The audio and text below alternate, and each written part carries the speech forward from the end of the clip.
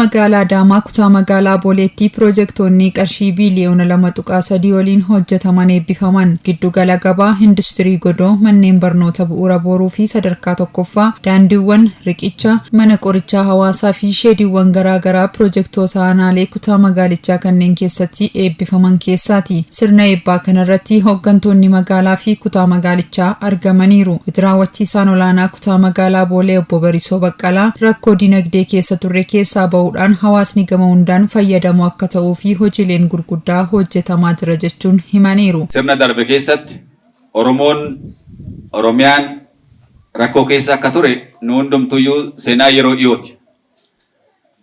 Haa ta'uuti rakkoo san keessaa bahuudhaaf keessattuu Oromiyaanis Oromoonis sabaaf sablammiin hundi keenyayyuu rakkoo turre keessaa bahuudhaaf roga hundaan hojii siyaasaa, hojii misoomaa, hojii nageenyaa bal'inaan itti galleannee hojjechaa akka turre kuni ragaa baay'achaa.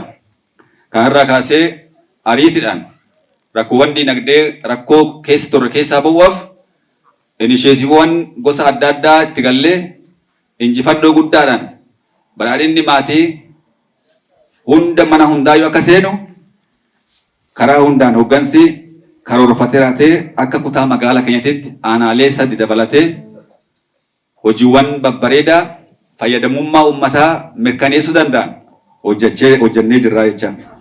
Kana keessatti Booleen akkuma beekamu tanaan dura Booleen kan beekamu rakkoowwan adda addaa iddoon seerri itti cabe, olaantummaan seeraa bakka itti dabe, haqni bakka itti dabe, saamichi lafaa bakka itti dagaage, sirna wal xaxaa keessa turre garuu immoo ijjannoowwan wareegama kaffaluu qabnu kaffallee rakkoowwan jiru rakkoowwan bulchiisa gaarii karaa guutta'een hiiknee hojiin misoomaa lafaa akka qabatu hooggansi hundi isaa dabareedhaan gumaata isarraa eegamuu gochuu keessatti sagantaa fi tarsiimoo bayeen hojiitti hiikuudhaaf nu hundumtuyyuu waan wareegamni kaffaluu qabu waan hooggansi kanarraa eegamu magaalarraa kaasee haga aanatitti zoonii dabalatee hawaasa bal'aa dabalatee akkasumas immoo abbootii qabeenyaa warra inisheetiif irratti hirmaate dabalatee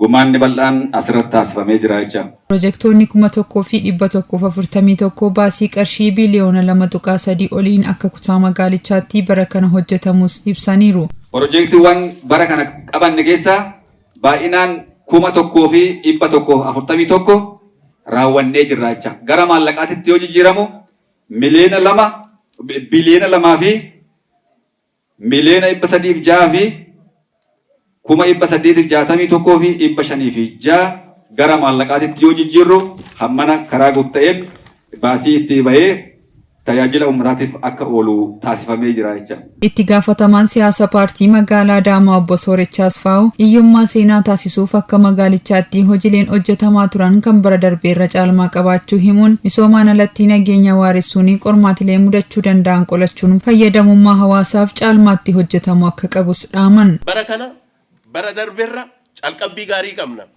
Bara dhufummoo kanaa ol hojjechuudhaan gaafata. Kanaa ol hojjechuuf kan barana argine kan barana daballee caalmaatti raawwanne olitti bara ittaanu kanaa ol cimnee akka hojjennu gurmaa'insa keenyarraayis abdiin qaba jechaadha. Uummanni keenyas hojjetan malee hawwiidhaan hiyyummaa seenaa gochuun hin danda'amu. Hiyyummaa seenaa gochuuf daran cimanii qindoomanii hojjechuudhaan gaafata. Hojjechuuf immoo maatii keenyarraa eegallee ofiin qindoomne waan seera qabeessa ta'ee fi alseerummaa balaaleffachuudhaan daran dugda keenya qabattoodhaan hidhannee akka hojjennu asumaan dhaamsa koo dabarsaa.